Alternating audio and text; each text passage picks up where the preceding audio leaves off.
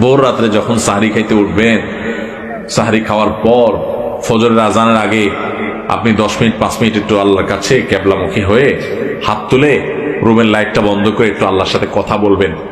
মানুষের সাথে বহুত কথা বলছেন, আল্লাহর সাথে একটু কথা বলে দেখেন। আল্লাহর সাথে কথা বলার স্বাদ আছে ভাই, অনেকে জীবনে একবারও এই স্বাদ পান নাই। একটু কথা বলে দেখেন। ভোর রাতে সাহরি খেতে উঠলে 10টা মিনিট একটু হাত তুলে কথা বলেন। কিভাবে কথা বলবেন? কথা বলবেন এইভাবে, ও আল্লাহ, কত গুনাহ আমি করেছি, কত পাপাচার আমি করেছি, মরতে আমার হবে, তোমার কাছে যাওয়া আমার লাগবে আল্লাহ।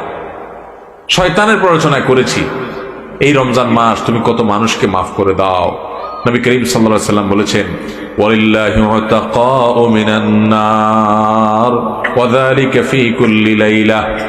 রমজানের প্রত্যেক রাতে আল্লাহ তাআলা অনেক মানুষকে সাধারণ ক্ষমা ঘোষণা করে দেন, যে যাও অমুক অমুক অমুক অমুক যাও, তোমাদেরকে মাফ করে দেওয়া হলো, জাহান্নাম থেকে মুক্ত ঘোষণা করে দেওয়া হলো। আল্লাহ কত মানুষকে আপনি সাধারণ ক্ষমা করে দিবেন। আল্লাহ আপনার সাধারণ ক্ষমা পাওয়ার জন্য কোনো যোগ্যতার দরকার হয় না, আপনি চাইলে যাকে তাকে মাফ করে দিতে পারেন। দুনিয়ার প্রেসিডেন্ট প্রধানমন্ত্রী চাইলে একটা দেশের যাকে তাকে যা খুশি তা দিয়ে দিতে পারে। তাদের যদি ক্ষমতা, তারা তো মানুষ।